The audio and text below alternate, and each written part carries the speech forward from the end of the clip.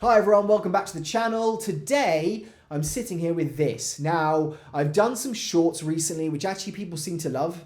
They do really well, but it's me showing off different replicas. This is not real. Different replicas that I have, and actually just firing them into a little pop-up tent that I have here, one of the BB catchers, and for some reason, not for some reason, I like watching them as well, but people like to see it. And so I've got a lot of different airsoft replicas, and I've got a lot of different ones that I've tweaked, that I've built, that I've created, and this is one of my builds right here.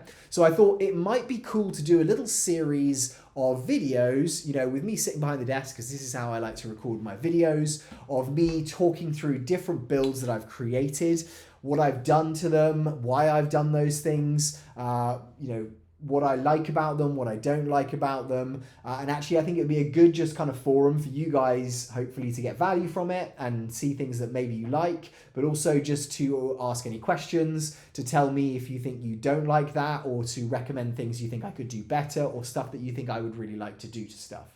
So this is my Tokyo Marui Mk18 MWS. Now, I pretty much exclusively play now with gas blowbacks. I used to be a real AEG guy. When I was into AEGs, I would actually get the Tokyo Marui next generation recoil shocks. I have a guy I play with who's incredibly good at teching that. And you may know that TM NGRSs, the actual power of them is not that high, especially for the US market. You know, if you're firing in a game where most people are allowed up to 400 FPS, those normally are firing below 300. So, you know, I would go through the process of getting a new spring put into it, you know, changing a lot of things in the gearbox so that you could actually compete with other players at that level. Now, as I started playing more and more, I started getting into watching gas blowback footage, and I really am more of a milsim style player. I like that more realistic, you know, feel when I'm playing. I wear and use real gear generally. So the idea of a gas blowback was great. I started watching some other channels, like Ollie Talks Airsoft was a big one for me.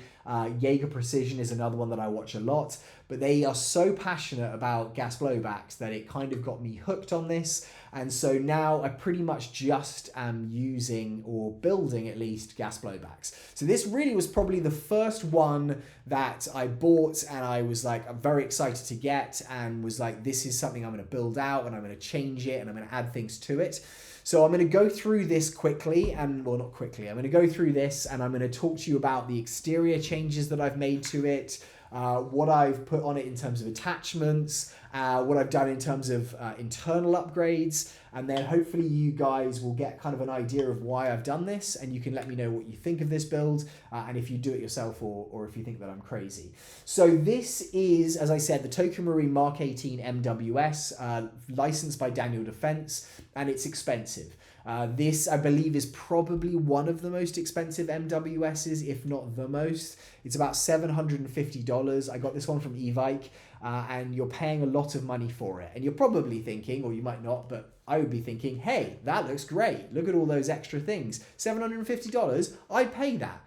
This is not $750. There is a lot more stuff on here which adds the value of this up a lot. So the actual, what you pay $750 for is the base replica, and that does not have kind of these things. It's actually got your standard kind of A2, I think, style pistol grip on it. It does not have any sights on it, anything like that. So I bought that, and when I got it, I thought, you know what? I don't necessarily like to start with the pistol grip on this.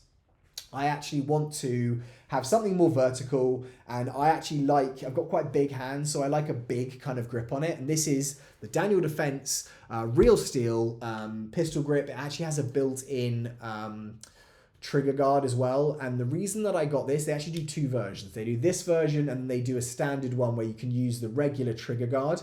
I like this, for one, because it actually gives you more space. I play with gloves on most of the time because I don't want to lose my finger, or not lose my fingers, but get my knuckles shot out, which can happen for sure. And that's probably, for me, the most painful place to be shot.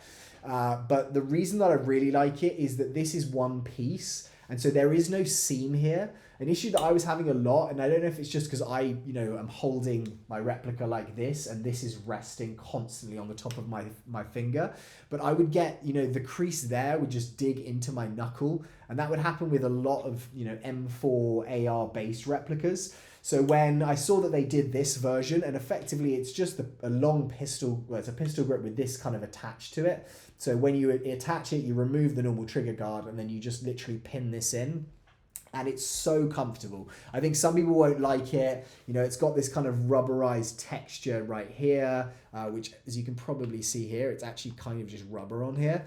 And then obviously the color of it, I really like. I think they do it in black, they do it in gray, and they do it in this kind of browny green color, which matches the Daniel Defense Mark 18 rail. So when I saw the different options, I was like, I'm gonna get that.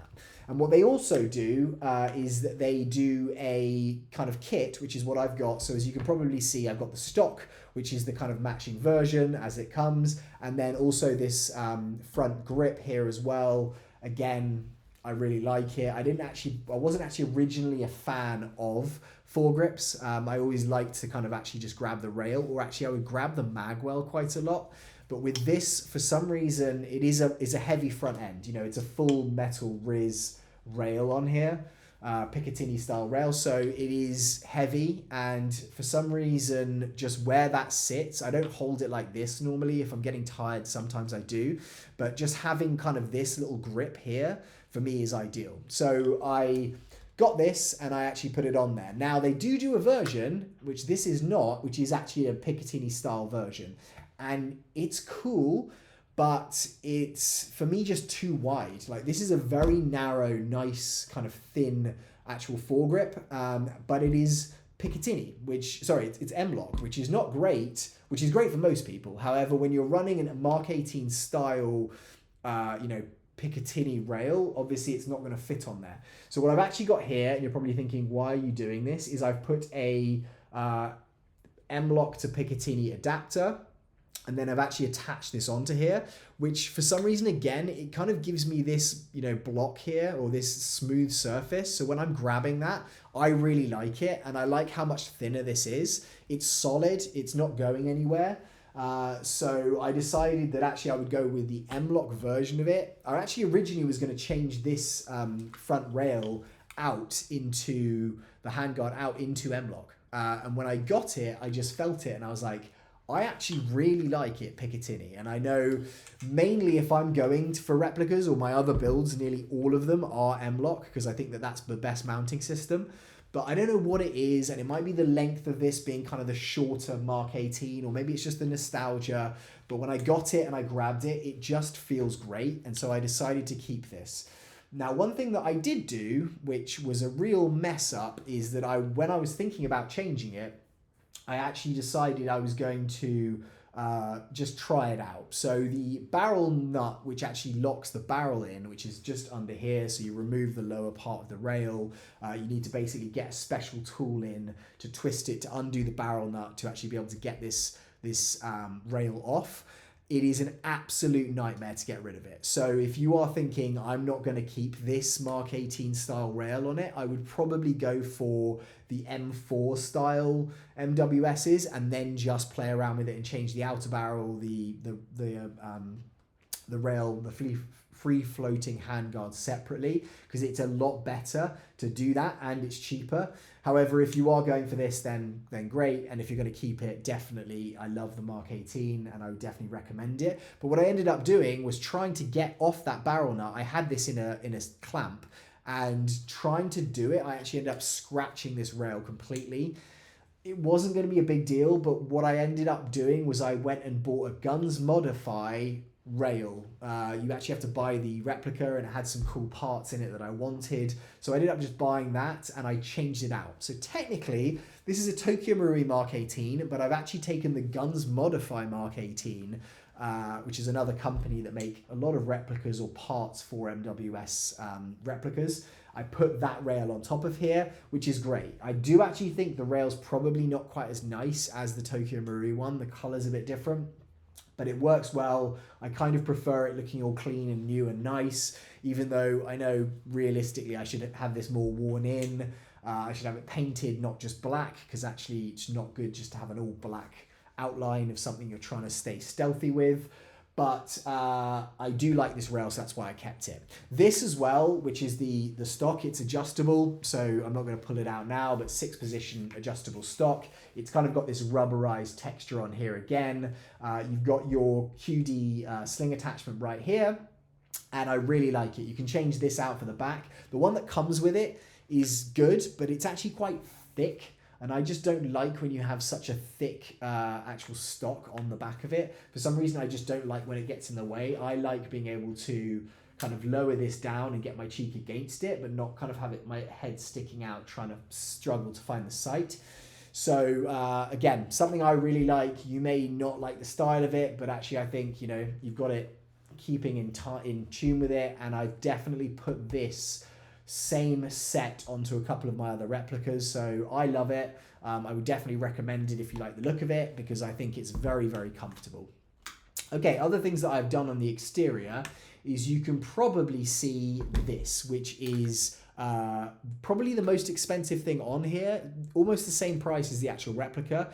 This is an EOTech, I think it's an EXPS3, so it has night vision capability.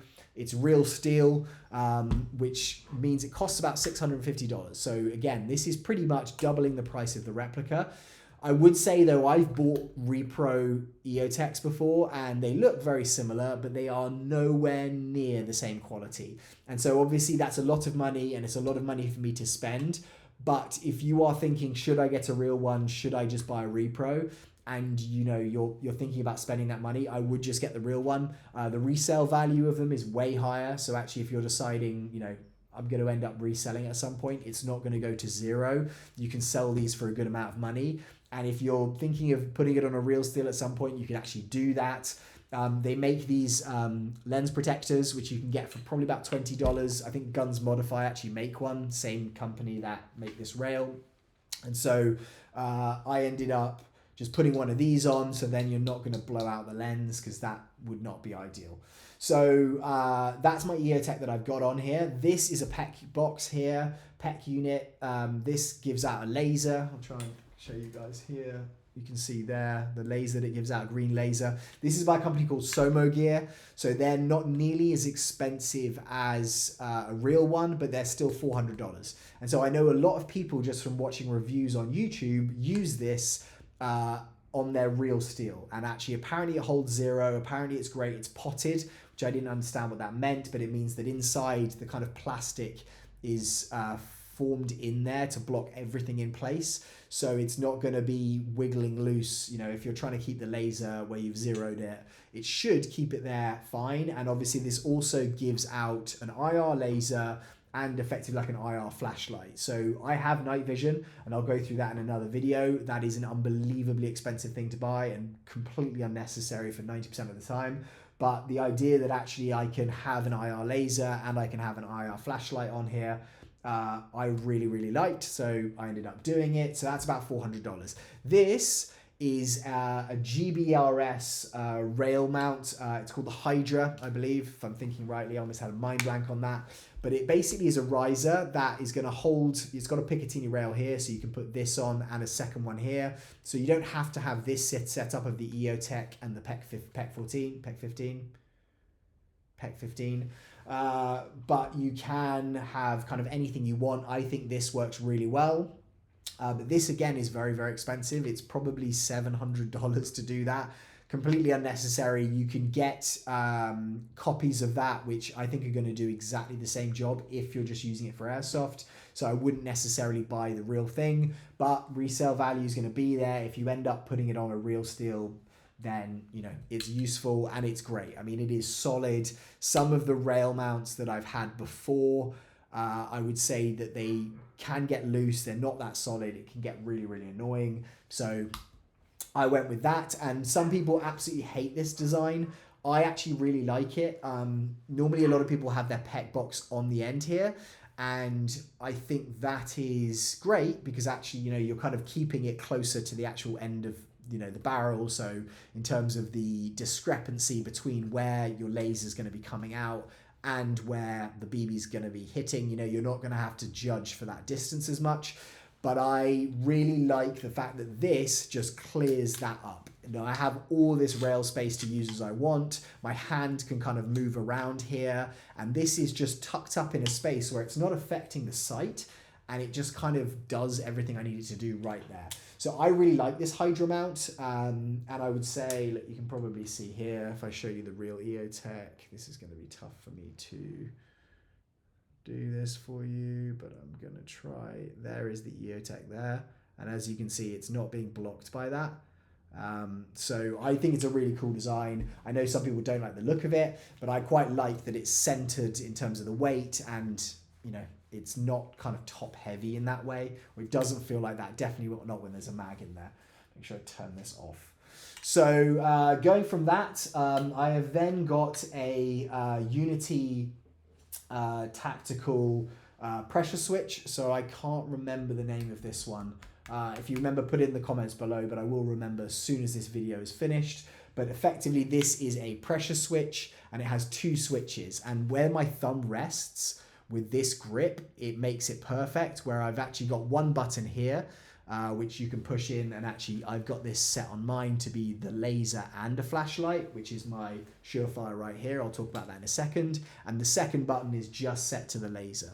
So that's whatever my PEC is set on, that's going to be activated only by this. And this is going to do both the flashlight on one of my leads, the Surefire lead, and then also what I've set my PEC to at the same time. So I can switch that. I could have it to the IR. I could switch actually this flashlight to IR as well, because it's a Surefire. So I can go from day to night. I can switch over with this, and just the positioning of this as well as the quality of it, you kind of have a pressure feel there. As I can show you, if I slightly push it in, it just goes laser. If I fully push it in, it goes laser and light. I can click it in and keep it solid. I can unclick it, and then this one similarly is just a pressure pad. And it's like, you can buy replicas of this as well, but I would definitely say it's worth getting the real one if you can afford it. That's a couple of $100 as well.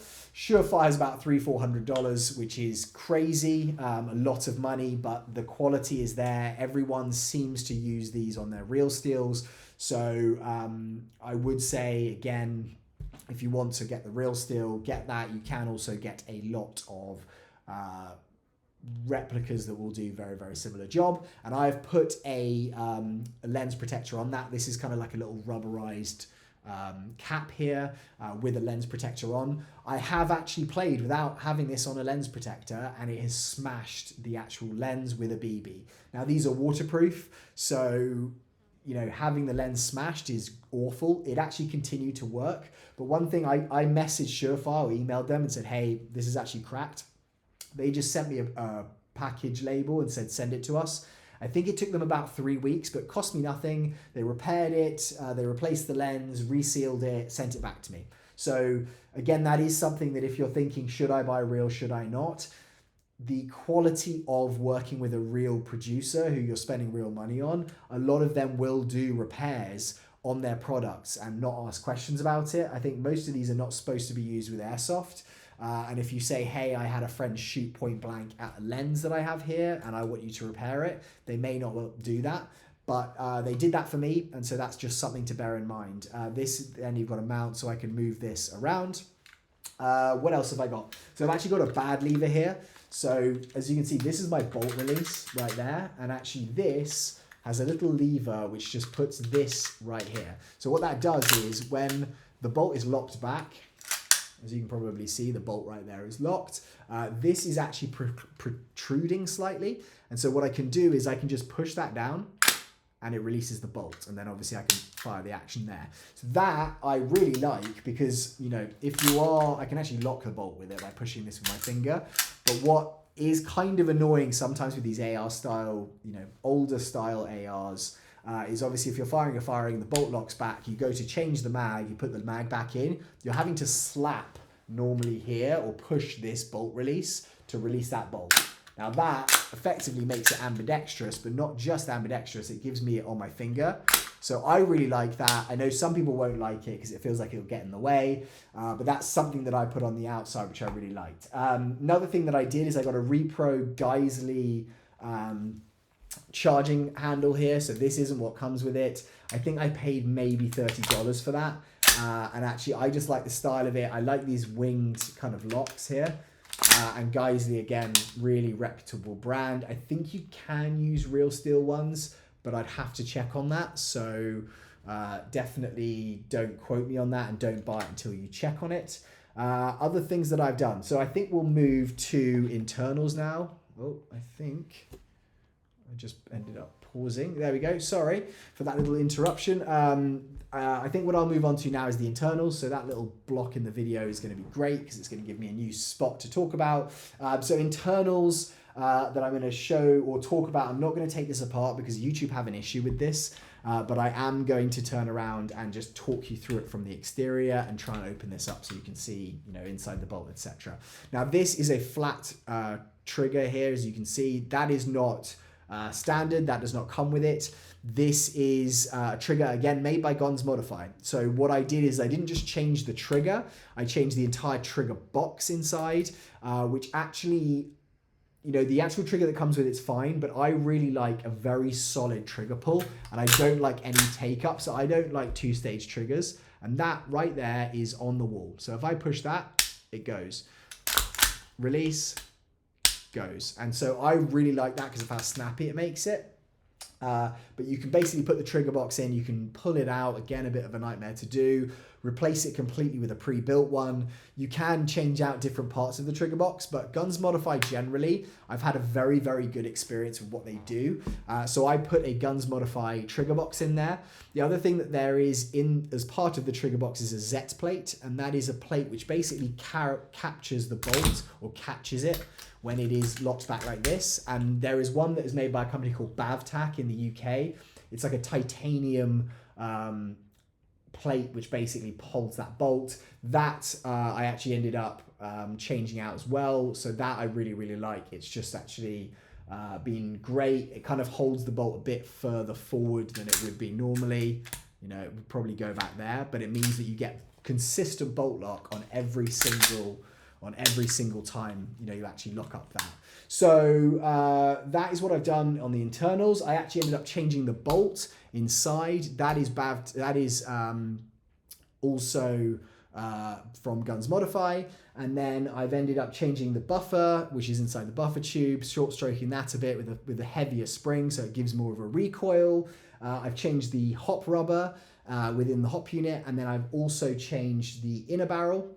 So that is kind of, it's made the actual accuracy of it and the kind of consistency of it better. Obviously you've got the hop rubber and it's more consistent, you know, it's just pushing that out easier and easier. And the barrel being longer, it's firing perfectly. I think I put a 6.03mm Prometheus barrel in it and a flamingo bucking in there, which again, I think is, it's been incredible for what I've used it for, so I'm very, very happy. What else have I done? Internally, that's about it. Oh, exterior, I've actually put a Magpul QD mount up here. I actually really like it when you've got the QD really close in so that I can kind of maneuver. A lot of the time I'll run this on a single point sling, and I put a sling plate in here to do that. Again, this is not something that comes with it, so I've changed it. I've done a lot to this, guys. So that allows me basically to go from a single point to a 2-point sling, which actually I never used to use, but I'm using a lot more of now. Sorry, George is barking in the background. So guys, I think that's pretty much it. I'm going to show you the action of it just firing now quickly. Oh, one last thing, flash hider, I've changed it. This is kind of a cool design, the flash hider. The reason that I liked it though, and I'm going to grab two things out of here.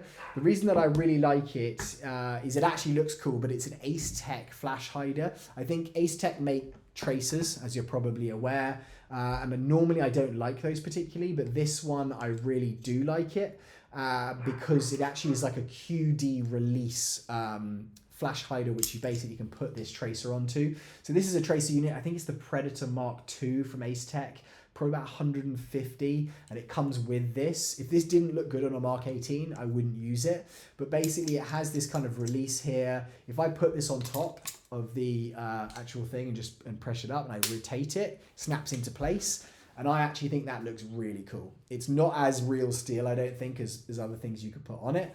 But it basically means I've got a slightly longer replica here, which for me is fine because it's not too long. But I could be using that, use it as a tracer indoors if I'm wanting to.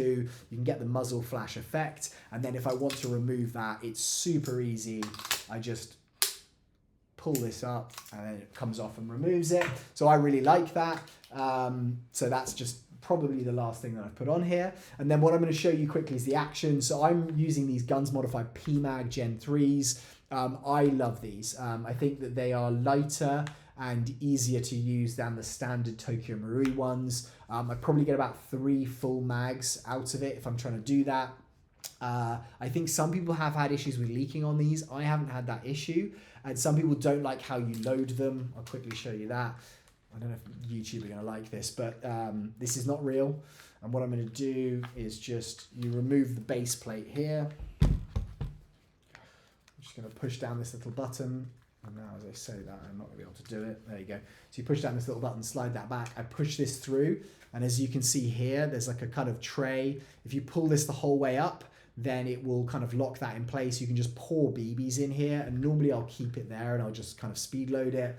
You can reduce that there and then just put it back in place. You've got it filled with BBs. I think it's quite quick. I know some people don't like it, but I like these mags. They're probably about $45 a mag. You can see how this adds up. I've got some gas in here now, no BBs, so I'm just going to give you there. You can see the bolt lock. I'm going to use my bad lever right here to release the bolt, and then this is not ambidextrous safety, so I've got it on safe. If I put it on standard there, I'm gonna put my finger here just so you guys can see it. Actually, no, that's how it locks. And then if I want to quickly, that's how it's firing. And then rate of fire on full auto. So it's firing really quickly. Anyway, guys, that's going to wrap it up on this one. I love it. This is was my favorite replica. There's another couple recently that I really like and I've been playing with more. But this is my original gas blowback. I love it. I couldn't recommend it highly enough. I hope you guys liked the video. I'm going to do some more of these. Please let me know whether you liked the attachments, the internals, everything I did there, or if you change and do something different, or you have stuff to recommend. And hopefully I will see you guys soon on a new video. Thanks, guys. Goodbye.